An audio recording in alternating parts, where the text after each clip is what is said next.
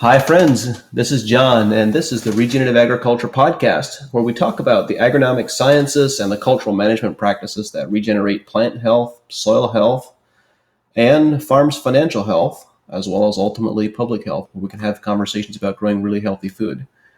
My guest for this episode is Tim Parton, who is a farmer in the UK. Tim has been on a really interesting journey for some time adopting regenerative agriculture practices and principles. Tim, thank you for being here with us today. I'm really excited to learn more about your story and the journey that you've been on. Can you tell us a little bit about your farming context? What's the climate like? What crops are you growing? And what has your journey been like on your operation over the last decade or so? Thanks, John. Well, it's a pleasure. It's always nice to spread the word. My journey probably started in 2009, but I'd always had an interest in soil really prior to that. And I could never understand how farmers could abuse the one attribute that they relied on the most, and yet it was always left till last in quite often the cases. So from 2009, I started to go down the strip till route, and my soils jumped, worm numbers came forward, and things started to work. By 2015, I realised I was still moving too much soil in my mind. I'd got very interested in biology by this time. I'd started playing around with using biology in 2012, and I'd had some fantastic results. So in 2015, I made the jump just to direct drilling. And the big thing for me there was being able to get biology down next to the seed. So I adapted the drill straight away to be able to do that. These days, I farm pretty much without fungicides. I'm a total believer that if we get the nutrition right, the plant won't get ill. If that plant's balanced, disease, pests just won't look at it. If they do, I will still use biology to take control of disease coming into that plant. But the biology really is a result that I've got it wrong or the climate's been against me. I grow quite a variation of crops here, so I'm about 50-50 winter, autumn sort of drilling and spring cropping. So on the spring cropping, I'm always getting cover crops in there with as much variation as I can, because I'm a real big believer the more variation I've got above ground, the more variation I've got below ground. We're going to be feeding different microbes and really getting that soil moving again. The rotation here, I'll be as varied as I possibly can. So I'll have winter wheat, which is for milling, for bread making. I'll have winter oilseed rape or canola, as you would probably know it more as. I'll grow spring barley for malting to make beer. I'll grow spring beans, which are on a seed contract. I grow spring lupins, again, which are on a seed contract. But I'm a big fan of the lupin. It just does so much for soil. I haven't found a crop quite like lupins other than grass that improves soil so much more. And I think a lot of farmers in the UK should be growing protein, because it seems madness import protein halfway around the world when we could be growing a good lot of it here and reducing that carbon footprint. I'll grow spring oats. And as I say, I've also got grass in the rotation, which I'm making for haylage for horses, because we're quite close to Wolverhampton, Birmingham, so there's a big horse population around here, and that grass gets rotated around the farm. So it's a real good carbon sequenter and a real good way of improving that soil. What does your climate look like, and what parts of the US might that compare with in terms of temperature and rainfall? I don't know what we'd compare with. Rainfall, I normally average 27 to 30 inches. The last couple of winters we've been a bit higher. And summer temperatures would typically be around that 23. This year we hit 30. But it was some very hot days here. We sort of broke some of the records for those temperatures, but that would be sort of around the norm. We're quite wet because we're in the west of the country, so we're wetter than what the east of the UK would be. This year I've missed out on a lot of the rain. I was like a desert. There was rain all around me and it just didn't want to come anywhere near me, but that's a different story. You mentioned that you are not using any herbicides anymore, and you also hinted at not using any fungicides and insecticides. I'm really intrigued by what that transition looked like. I'm still using some herbicides, John. I've reduced it. I don't use any pre-emergence herbicides. Since moving to this system and I've improved my soils, I don't really get the grass weeds. I had a little bit of brome coming this spring because we were so dry and cold. Crops didn't get going. The soil was left open. So Mother Nature decided to put something there for me. But other than that, instead of sort of like doing pre-emergence and probably another autumn herbicide, I'm now down just to spring herbicide on wheat, which is a massive saving from where I used to be. I haven't used insecticides for 6 years now, and that to me was a real breakthrough. I mean, once you get your natural predators working and you get that plant balanced, there just isn't the need to use insecticides. I mean, my canola, to put it in your term of what you call it, I drilled it this year, probably 3 weeks ago. The field was absolutely crawling with flea beetle. They were everywhere. They were in the barley. As we combined the crop, the grain store was full of flea beetle. They were just everywhere. And the student helping me said, you can't possibly put oilseed rape into that condition. And I said, well, as long as the plant's balanced, they're not going to be able to feed on it because the sugars are just going to be too thick. They're just going to collapse and they're just going to have indigestion. They're going to leave. And sure enough, yes, you can see where 1 or 2 have tasted it, but it's just not for them. And they've left, and I've got a good crop of canola coming forward. It's keeping that plant balanced and understanding why that pest is there. And in my experience, 9 times out of 10, that pest is there because we've caused it to be there. We've created a problem that Mother Nature knows is a problem, and so she's reacting to it to save that problem getting any worse. That's how I always look at things.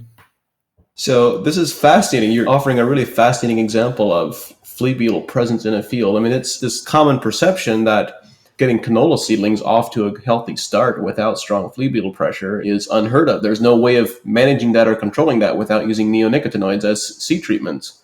What are the tools or the management practices that you have used to accomplish that outcome? What do you attribute your success to in producing flea beetle resistant seedlings? Because I've got the liquid applicator on the drill, which I put on, and a guy called Trevor Tappin Engineering helped me build it, or he designed the bulk of it. We work together a lot. I'll give him problems and he gives me the solution, and it works really well. So once I was able to do that, John, then when I'm drilling, I'll put diatomaceous earth down there, which obviously gets converted into monosilicic acid. So that's already making that cell wall stronger. So it's making it more difficult. I'll then put a balance of nutrition down, which we normally sulfur, molybdenum, boron, magnesium down there just to help that plant and give it the ingredients it wants to start and process the sugars. And then I'll also use a lot of humic acid because that plant sucks that humic acid in. It will just be able to convert those sugars into more complex sugars so that it's just not going to be a problem. Those flea beetles just aren't going to be able to cope with that plant growing. And this year has really proved it, even though I thought, I might be pushing it this year with the amount we got, but they just left. Wasn't suitable. It wasn't the right food, and they've moved on.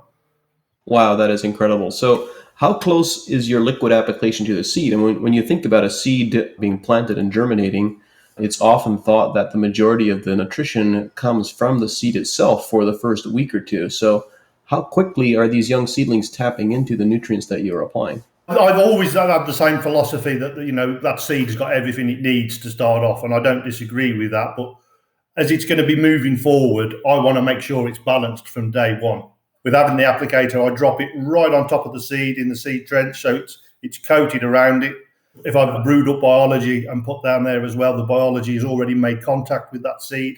And so it's all starting to work from day one in my mind. And as I said, this year, it's just proved my theory right. And the results are fantastic in my mind. With that, I've always had great successes. I've never stopped growing canola. A lot of farmers over here have stopped growing canola because flea beetle was so bad. I've never stopped. And I've had various comments that, it's because you're further west, you haven't got as big a flea beetle, or they haven't found, or you've been lucky. But this year, there was no doubt I was swamped out with flea beetle. They were everywhere. And I haven't lost a plant to flea beetle at all. That's pretty incredible. What about insect control in other crops? If you haven't used insecticides in 6 years, what have been your major pests that you have overcome on some of your other crops? The other big one really is BYDV. And again, I don't put the same nutrition down there. I do put humic acid down. I put a little bit of nutrition down with spring cropping because it's moving so forward, and I think it's important to have that nutrition there. Winter cropping, I don't tend to bother. I put humic acid down, and I will brew up a little biology. So I normally brew up some phosphorus-releasing bacteria, sometimes some nitrogen-fixing bacteria and some trichoderma, just so as I'm putting a balance down there. I'm probably at the stage now where I don't need to do that because the soils have moved on that far and they're functioning. They're very healthy. I do extract compost as well. I'm playing around with that one because the more variation I think we can get back into that soil, because we've been killing everything for the last 70 years. And I think it's important just to be able to introduce the microbes back because we don't know what we've killed and we still don't know what there is there. So compost, to me, a good healthy compost has probably got more answers than just brewing up laboratory brewed microbes, if that makes sense. For those of our listeners who are not familiar with the acronym of BYDV, can you tell us what that is? Yeah, it's Barley Yellow Dwarf Virus, and aphids carry it round with them. So not all aphids, but some aphids do. So as they start to feed on the plant, they infect the plant with the virus, and then the plant becomes very stunted. And especially in the spring, it'll look like a big elephant has just walked across the field, and there's just big holes everywhere of crop if you've got it. There's always a worry when you first leave the insecticide out, because I'd been brought up that, while you're going through, chuck the insecticide in, you don't want to get BYDV. They're always working on that fear factor. So when you step out from that sort of set of being safe in the flock and doing the same as everybody else, it's always a little bit nerve-wracking. So I do walk my crops probably more than ever, because I'm always looking. I'm more relaxed these days because I know I haven't got a problem. I've just recently combined my lupins, and I was just cleaning the combine off as I came out the field. And I looked back, and the field was just a mass of cobwebs. But those spiders are there. They're working for me 24/7.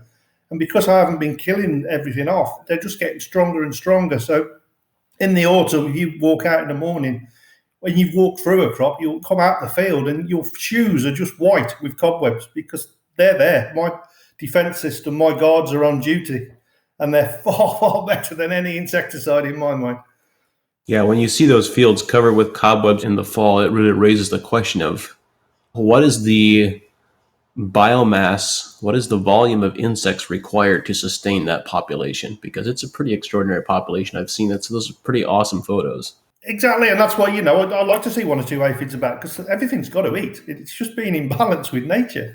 We haven't got to create this imbalance. Everything was functioning perfect until we started to balls it all up, for want of a better word, as human beings. It's 4 million years, 300 million years, this has all been evolving. And then along comes a human being and saying, it's all right, we'll take it from now. We know what we're doing. And we didn't have a clue. And it's only now where we're starting to repair. Some of us are starting to repair that damage that has been done for so long. And we've done so much damage in such a small time, in my mind. Your comment reminds me of an experience that we had on a high tunnel tomato operation in eastern Pennsylvania, where when we first got there, this farmer had been doing a lot of work with biological management and introducing beneficials. His tomato leaves were covered with beneficials, as in we counted on some leaves as much as 50 to 70 beneficial insects per leaf. It was quite remarkable. And after working with him for a year or two on nutrition management, I think it was the second year that we were working with him on managing his nutrition, all of a sudden the beneficial population dropped dramatically. It didn't disappear entirely, but it dropped dramatically because there were no longer aphids and spider mites present. There was no longer enough of a food source there to sustain the really large population that had been there historically. So it was really intriguing to observe how those population dynamics shifted and changed with quantity of the beneficial and the predators present based on the presence or absence of their food source.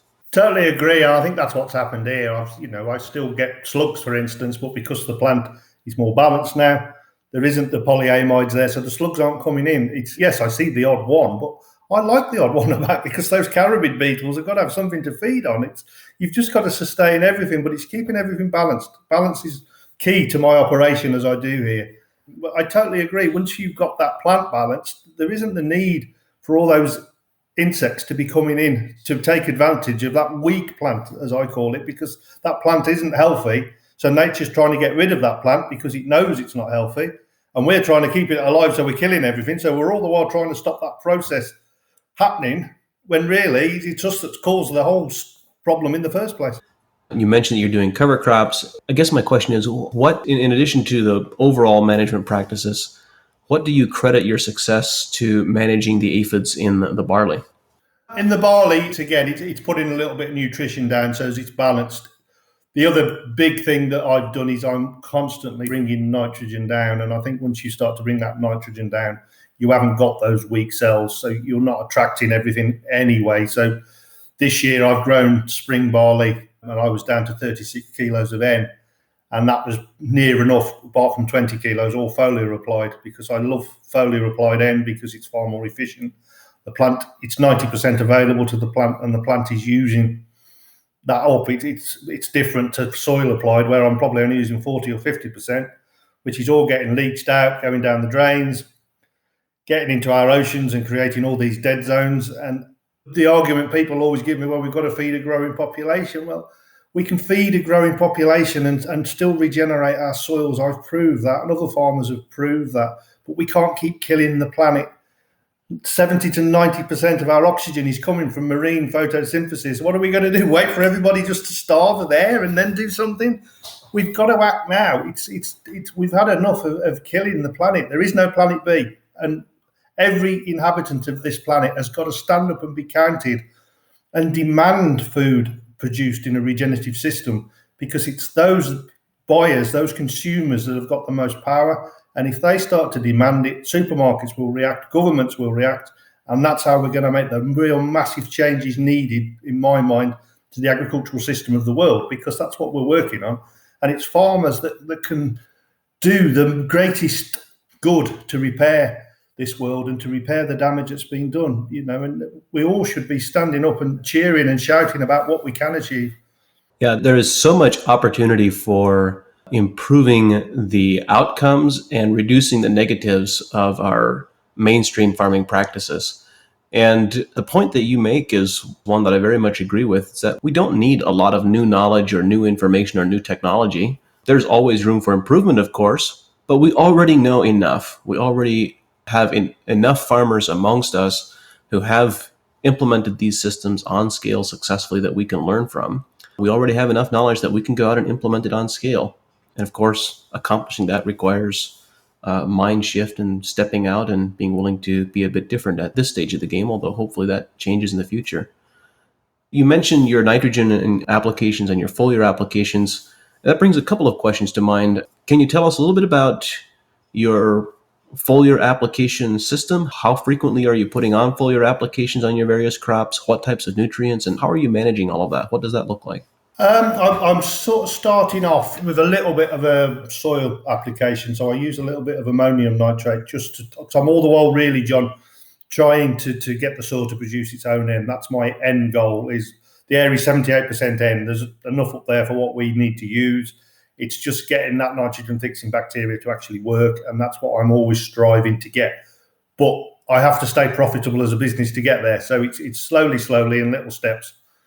So I'll start off with the soil applied, and then as the temperatures start to warm and that crop is actively growing, I will start and come in with a foliar, and it will all depend really on temperature of how much N I apply in the first application. It might only be a little bit because it's cold. The plant isn't really, the stomates aren't really open, so they're not really sucking all that foliar nitrogen in there. So it could only be a little bit just for those couple of hours warm where I have got some growth, and it'll take it in.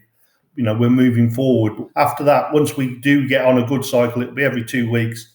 I'll do a foliar feed, and I'll balance that out with some potassium and magnesium along the way, and all the other nutrients that I'm short of, some sulfur. So the plant is always balanced. So I'm never creating an imbalance to bring disease in. So as I've got a problem, it's always balanced. And then I'll be doing sap tests along the way every 10 to 14 days, probably more 10, to make sure that plant is balanced. So if I need to correct an imbalance, I can. It's, as you always say, it's test. We've got to be testing to see what's going on in that plant, because the one thing I've found with biology, it's a fickle thing. If it's too dry, too cold, it will start to stop working. And the main thing as farmers, we have got to stop in business. We can't do any environmental work if we're not making money. We've got to be able to generate that income to be able to do the real good work that we need to do to keep moving forward.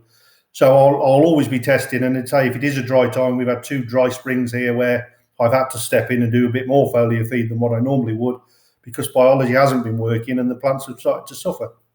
So it's just monitoring and reacting to what's going on, and that's where it needs to be tested on a regular basis, because everything's changing all the while. You could do a test today and then all of a sudden it warms up in 2 days. It's a different test result. That's where we need to be there on the ball testing and just seeing what's going on. It's just, I always class it as, it's like a world-class athlete, and we're just trying to make it the nutrition perfect to get the best out of that athlete. And that's how I see my plants.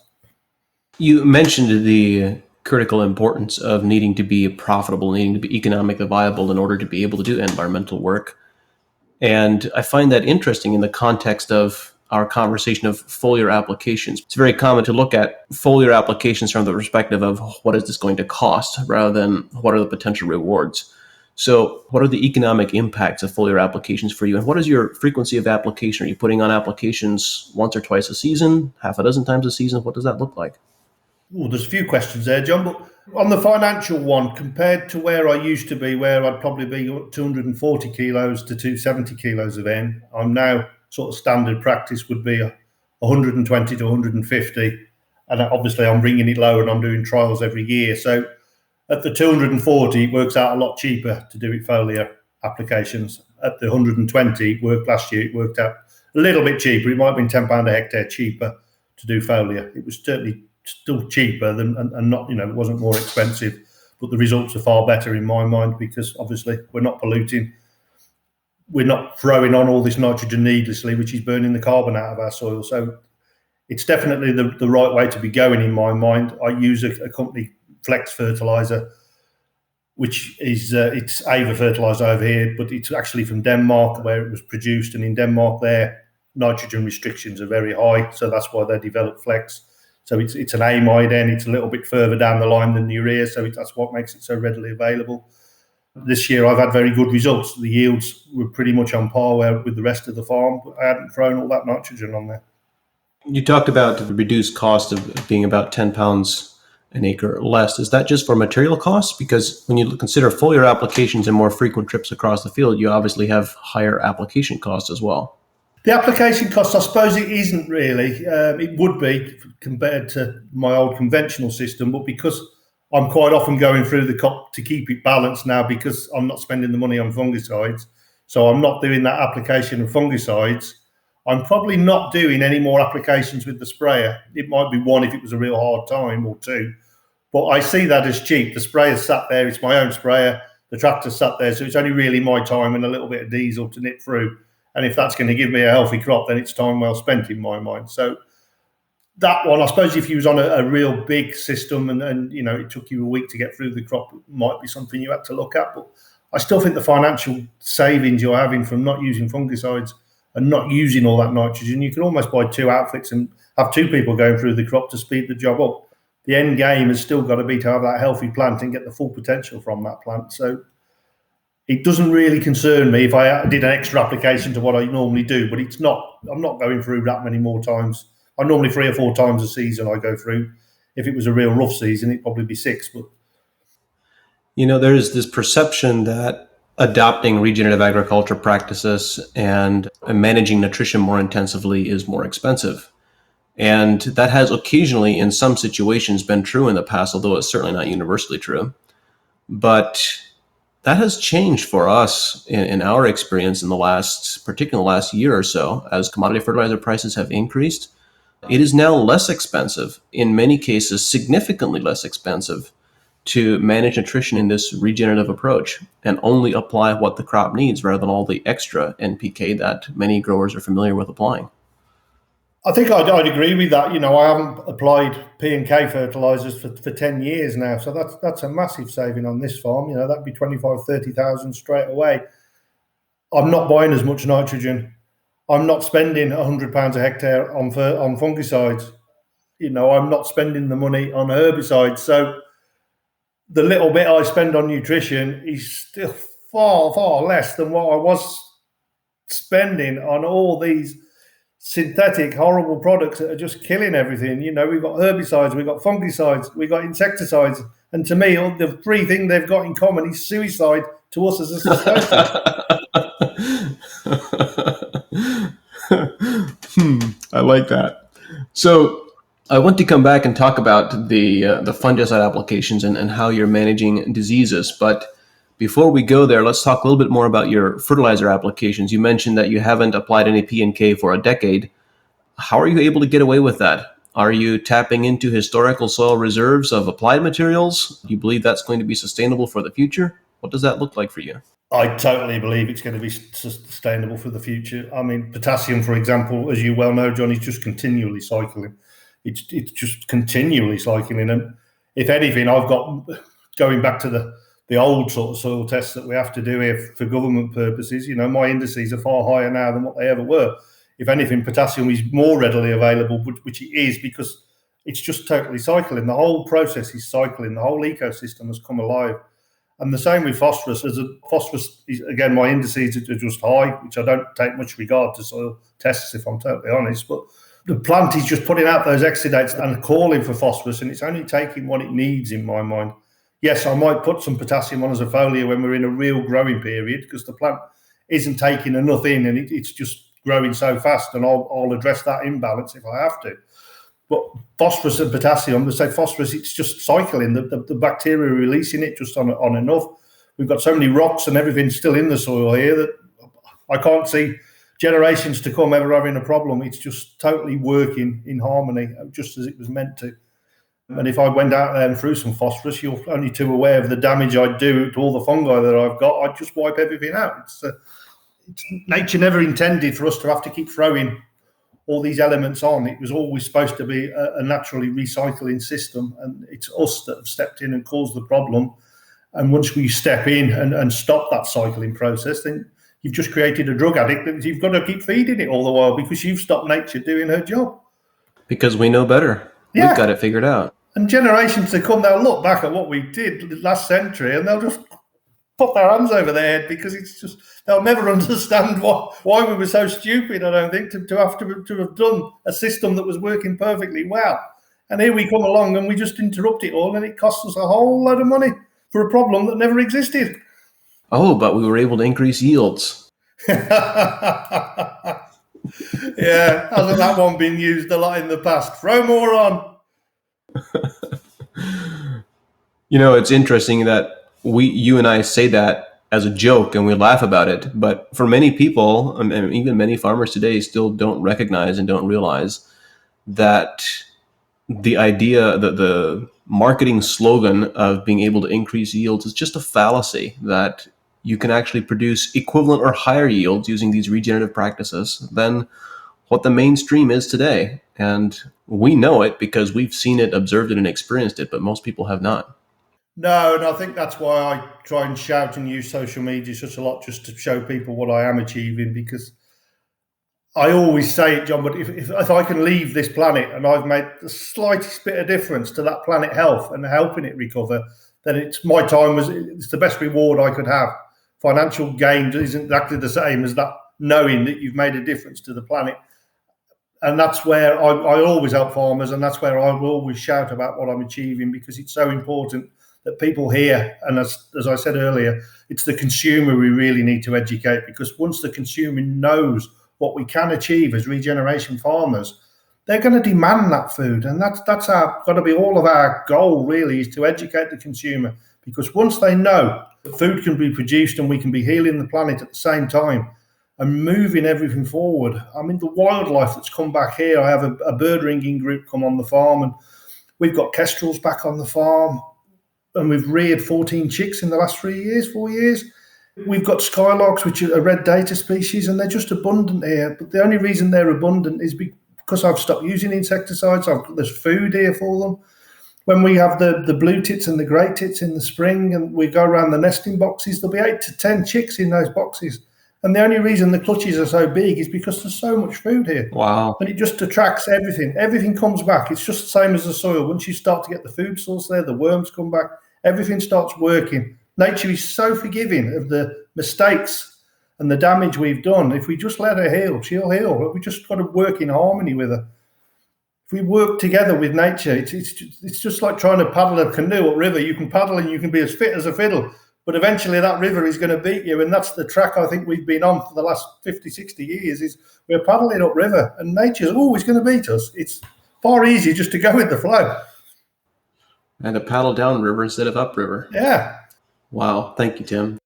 It is really enjoyable and really incredible to see how ecology can recover, and not just the ecology that we study and pay a lot of attention to for crop production purposes, like mycorrhizal fungi and earthworms and so forth, but also the macroecology, the bird populations and the honeybee populations and so forth in the local areas. So that is really powerful. But they all exist and feed off each other, but the whole system is working here now. It's just a pleasure to walk around the farm and to see everything in abundance. I grow a lot of flower margins and the like around the farm. So there's always late pollinators. I've still got flowers going now. So the pollinators are always got some food source. And those pollinators are so important to us as farmers. We need to look after them. We've abused them for so long, thinking we didn't need to rely on them. And without pollinators, we're all doomed. Insects are so important to us. So we mentioned the yield improvements that are possible with regenerative agriculture practices. What has your personal experience been in your history on your farm over your transition period? How have yields shifted? I've never had a yield dip. When I first started out, it was always said that, in year 3, you'll have a massive yield dip. I never had that. Yields have always been sustainable. As long as I get the water, I can get some very good yields. This year, my X-Days wheat, which is just a variety of a Group 2, a biscuit wheat, I'd put 120 kilos of nitrogen on there. It didn't have any fungicides, no insecticides, no seed treatments. And that was yielding 11 to 11.5 tons to the hectare. And that's a conservative figure. It's probably a little bit higher, but I never like to do pub figures as we talk over here. I'm not one for boasting. I'm just saying what can be achieved. And that to me just proves the point that if you keep everything in balance, the yields that can be achieved. And it's not all about nitrogen. Nitrogen's just a part of it. And it's just utilising it properly to get the best out of it, rather than just throw more on, and just destroy everything that we're trying to achieve, really. Circling the conversation back to nitrogen on wheat reminds me that I never got an answer to the question on foliar frequency. How many trips through the field did you used to make with a sprayer with insecticide, fungicide applications, and how does that compare with what you're doing today with nutrition management? On a fungicide, I'd have done a T0, as we call it here, T1, T2, T3, and a T4. I now call them FS1 and FS0 because it's foliar spray, because I'd like to get away from that chemical sort of mentality. So I'd still be going on a similar basis with a nutrition-based or on a biology-based. It wouldn't be much different. It will just be, John, if I've done a SAP test and I can see an imbalance, then I'll slip one in between those two. But that's just money well spent in my mind, because I want the best out of that plant. If I keep that plant healthy, it's not going to get diseased. It's not going to lose yield potential. So to me, that little bit of expense of going through again is just well worth it. It's why would you not want to do that? What is not to like about gaining the full potential of that plant? I can't see why anybody could argue with having to make another pass. It's just not worth, the time to spray is so quick. You can cover many, many hundreds, thousands of acres quickly. It's and the benefit is, I wouldn't even enter my mentality of having to do an extra spray, because it's so worthwhile to see the difference in 2 or 3 days when you address that imbalance and how the plant just picks up again. And then I'll be getting fantastic Brix readings and I know everything's right. Why would you not want to do that? That's just being bothered to put the effort in my mind. Tell us about your Brix readings and your evaluations. I know in previous conversations that you and I have had, you talked about the very high Brix readings that you're achieving, which is a struggle for many people to achieve. Even some people who are using SAP analysis, that when they start out using SAP analysis and their soil biology hasn't fully recovered yet, achieving higher Brix readings is a struggle. So where are you? As a general rule, if I've got the moisture, if it's low moisture, I can be up in the 20s. I could be 22, 23. But when I've had the moisture, because it always changes when I get rain, so I'd always expect to be somewhere around the 17, 18. That's my norm. And if we're in a drier period and it's warm, I will be up to 20 to 23, and I'll do a pH reading at the same time. So I'm always monitoring crops. I think my management time is a lot higher than ever it was in the conventional system, because my crops, my babies, all the while, because that's how I treat crops. They've got to have the attention. They're like my children running around, and I've got to be out there and look after them and do the best as a parent to get that to full potential. It's just the way I look at it. So they're my stock, for want of a better word, in farmer terms. I don't see looking after crops as any different to looking after stock. If you want the best out of them, you've got to be out there and paying them the attention. I'm a big believer, of life. Is the more you can put into life, the more you get out, and it's the same philosophy to me. I'm certain that those elevated Brix readings are, of course, they are an expression of the nutritional balance that is contributing to your disease resistance and your insect resistance. So how have things changed? You used to put on multiple fungicide applications and you're not doing those anymore. No, What management practices are you using to replace the fungicide applications? I do rely on silica an awful lot. So we use potassium silicate and we use diatomaceous earth. So silica is a big one for me, just to keep that cell wall strong. I work closely with a guy called Nick Woodjack. Nick is very much a biological agronomist, so he comes in and helps me, and we have some good discussions. But we're always trying to do it with nutrition and biology. Chemicals would be a really, really last resort for us. We would both feel we failed if we had to. I mean, obviously, if we thought there was no other way, I would. But I can't really see me ever being in that situation now, because the nutrition, we've got it wrong if we had to get to that sort of stage. The one thing I noticed when I first stopped using fungicides, if I chopped a field of straw, that straw would just break down so quickly. Within a couple of weeks, it's gone. Whereas when you've used a fungicide, it's still stiff, it's brittle, because you've put a barrier there for fungi not to be able to do their job. So why would it go quickly? Because I've put a barrier there to stop it. That was a real eye opener to me, was the fact how straw breaks down and how quickly the biology utilised that decaying matter than if it had a fungicides there. And it's the same when we've done trials with seed treatments, because it's not too bad now, but a couple of years ago, it was very difficult here to buy new seed that didn't have a seed treatment on. I'd ask for it not to be treated. Sure enough, it would roll up on farm and it had been seed treated. So I'd grow it in a separate part of the field, and it would be drilled at the same seeds per square metre on the same day at the same depth with the same machine. The untreated seed would be up 10 days earlier than the treated seed, because I'd got that Wow. connection, and things were growing, and it would be up here and the treated would be just poking out the ground. And you've got to keep doing trials. Everybody should be doing trials on their own farm, because every farm is different. And if we all shared the data, we can just move this thing so much quicker. Being the old cloak and dagger of, oh, I'm not telling you what I've done because it's worked. And you just, come on, let's share. It's bigger than all of us as farmers to take this forward. We've got a planet at stake here. We've got to push it forward. It's what it's all about. There's enough money out there for all of us to make a good profit out of it. We don't have to be cloak and dagger and not share information. Information is king. I've observed that it is those growers who share the information the most freely who also get shared the most information from other growers. It creates this reciprocity effect where the more you share with others, the more you learn that benefits you and your operation, and it accelerates the overall system. And those growers who attempt to hold things close to their vest because they believe they're the best and they're doing a really great job, they end up getting left behind in many cases. I've always got a saying, John, that like attracts like. So I think like-minded people always attract each other, because it's just the way they are, and everybody can move forward then, and it just makes the whole process so much fun if you can talk to a like-minded person and just chat about your experiences and what you achieved and what went wrong, and share, and we all move forward, because that conversation might save you a year's worth of trials, because you know the outcome already, and that's what it's all about, because then we can just progress, because there's so much more to learn and do yet that I think, the journey is just fascinating to me. I always get, whatever I do, I'm always one that I've got to know everything about it. And I don't think I'll ever get to that situation with regen farming. I think every year I'm doing something different. It's moving so fast at the minute. It's just hard to keep up. Your experience with planting naked seed without any, it's interesting that we call that naked seed. We should actually be considering it just healthy seed without all the toxins applied to it. Definitely.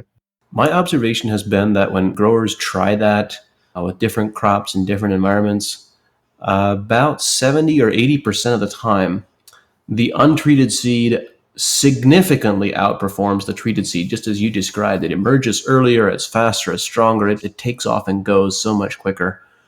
That isn't 100% of the time. There are some soils which are so conducive to pathogen growth, they're so disease enhancing, that those seed treatments are needed because those soils are incredibly sick. In those cases, and this is why people need to test it on their own soils, in those cases, that's when we need to take some time to grow cover crops or put on some compost tea or inoculants to shift that microbial population so we can get that same type of reaction and response. And I believe this is something you've been doing as well for fusarium control and for different diseases. You're also producing perhaps some compost teas and brews. Can you tell us a little bit about that and what that looks like? For fusarium control, I brew up a consortium tea, because I'm a little bit nervous about using compost teas at that stage of growth, just in case I've had some Legionnaire's disease in that compost and then I'm putting it all over a milling wheat. I'm not brave enough to do that. So I'll use what we call a consortium tea. So it'll be Bacillus subtilis and Bacillus amyliquefascium. I can brew that up then for 12, 24 hours. And by brewing it, I can do it for as little as £2 a hectare or £2.50 a hectare, £1 an acre, just to make things simple. I started doing that 3 or 4 years ago. The first year I did it, I wasn't all totally convinced, as I never am. I always want proof. It's just the scientist in me. I want to make sure it's actually doing something. And so I left an area untreated. I treated an area with chemical, and I treated an area with bacillus. Where we hadn't treated, we'd got 36% fusarium. Where we treated with the bacillus, we'd got 2% or 1.5 to 2% of fusarium. And where we treated with chemical, I think we were about 20 to 25. And from that day on, I just stopped using chemicals. Bacillus is just far, far better at fusarium.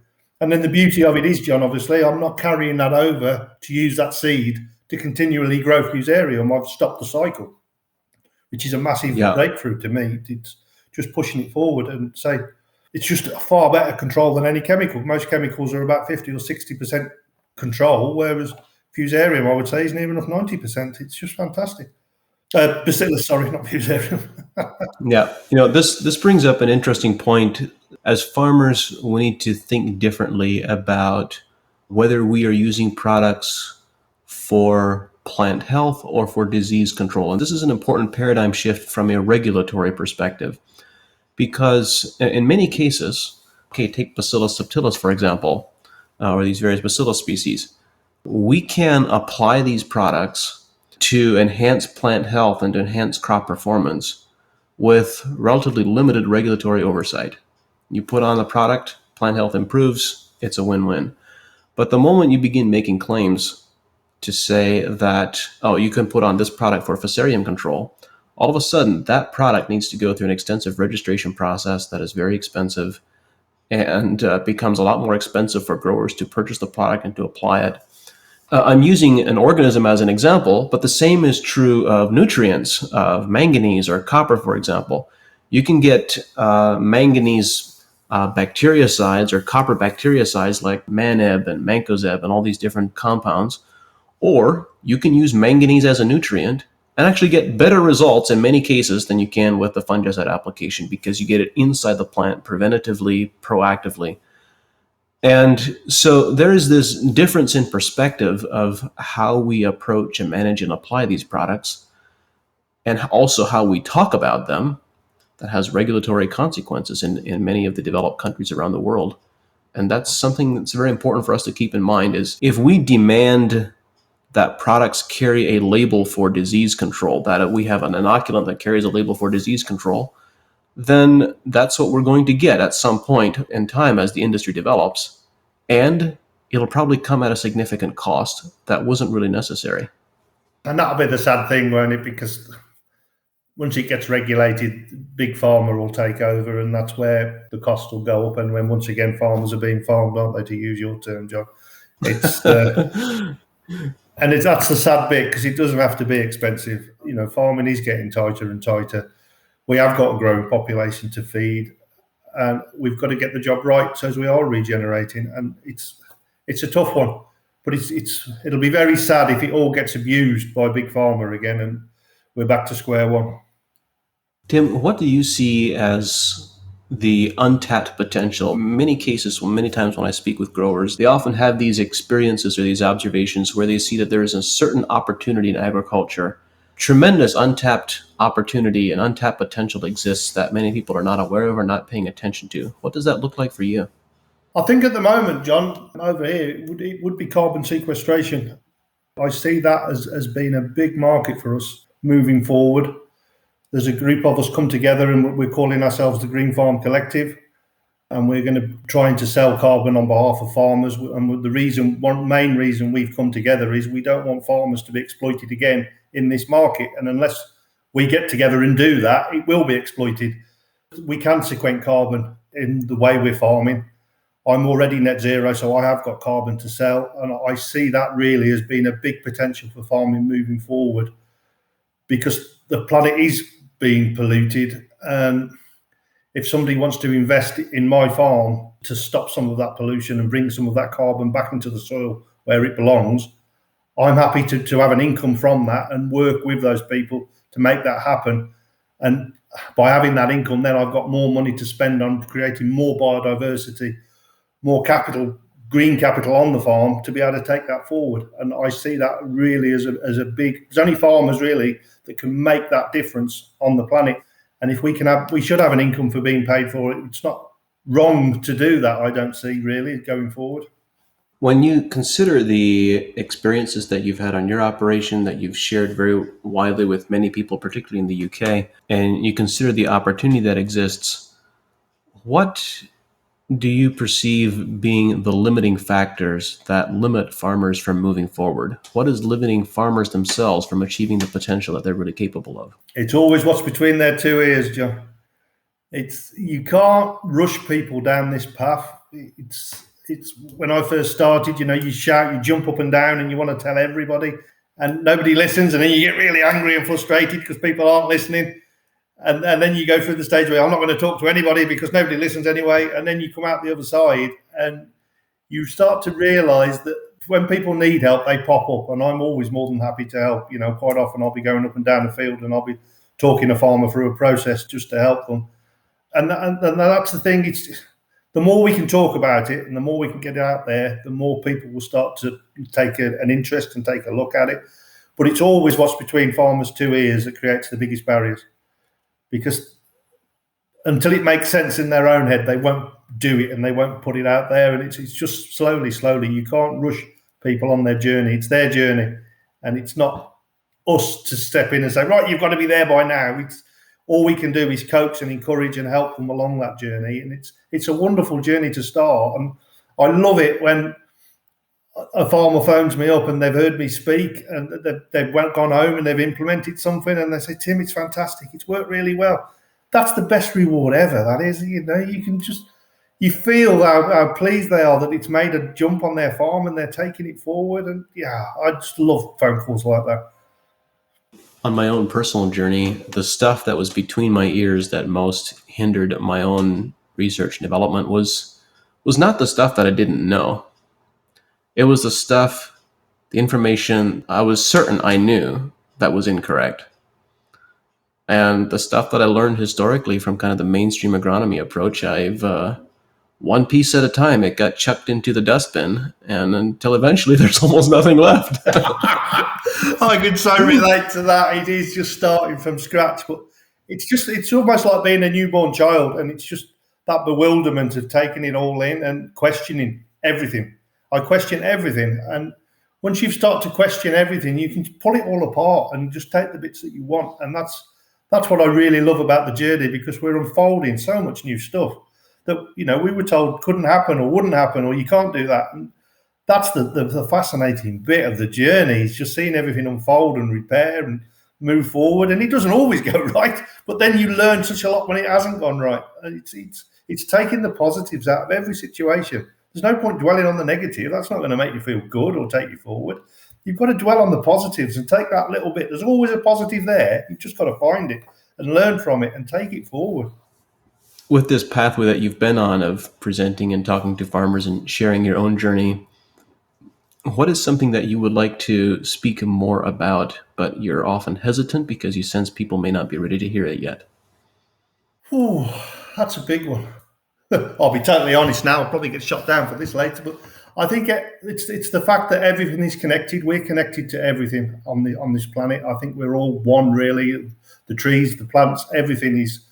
We are so connected because everything is energy. We're energy, and energy can neither be created or destroyed. And I think that's the one I probably have never been ballsy enough to talk about. But I think we're all connected. Every plant, every tree. I think we've all got a connection there. And I think that's why it's so important to start and heal the planet, because it's the only way we're going to repair the damage and move forward and respect everything that's on the planet, if that makes sense. Yeah, I think respecting it, acknowledging it. I personally believe that the majority of the living organisms we work with, in fact, I think I can safely say I believe that this is true for all of them, they are all capable of making intelligent, informed decisions. Whether that gives them sentience or not, they certainly seem to be self-aware. They certainly seem to be aware of their environment. This should give us a newfound respect and appreciation for what's going on. And when we also begin realizing the incredible degree to which they communicate with each other and with all the other organisms in the environment, it's pretty remarkable.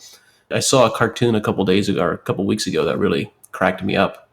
There were two trees with two people walking by, and the one tree says to the other, "Do you suppose that those people can communicate with each other?" And the second tree says, "No, how can they possibly? They don't have roots."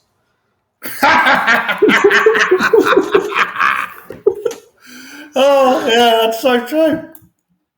And it is. It is. We're all connected, and there's been so many experiments done where you can train sort of rats or something to do something, and there'll be another island miles away, and they learn it without being learned. It's just all out there in the big internet. It's just downloading it. I know you've heard of different composers, and when they're coming up with a song, and then somebody the other side of the world will come up with a very similar song. And if you've got your antennae there, you'll just download it, and it's just being open. Yeah, it's quite extraordinary. Well, Tim, thank you very much for joining me here and for sharing your knowledge and wisdom and experiences. I've really enjoyed this conversation, and I look forward to having more with you in the future. Totally, my pleasure, John. Really enjoyed it myself. It's nice to talk to a like-minded person and spread the word a bit more, because that's what it's all about. The team at AEA and I are dedicated to bringing this show to you because we believe that knowledge and information is the foundation of successful regenerative systems. At AEA, we believe that growing better quality food and making more money from your crops is possible. And since 2006, we've worked with leading professional growers to help them do just that. At AEA, we don't guess, we test, we analyze, and we provide recommendations based on scientific data, knowledge, and experience. We've developed products that are uniquely positioned to help growers make more money with regenerative agriculture. If you are a professional grower who believes in testing instead of guessing, someone who believes in a better, more regenerative way to grow, visit advancingecoag.com and contact us to see if AEA is right for you. Thank you for listening, and we look forward to working with you.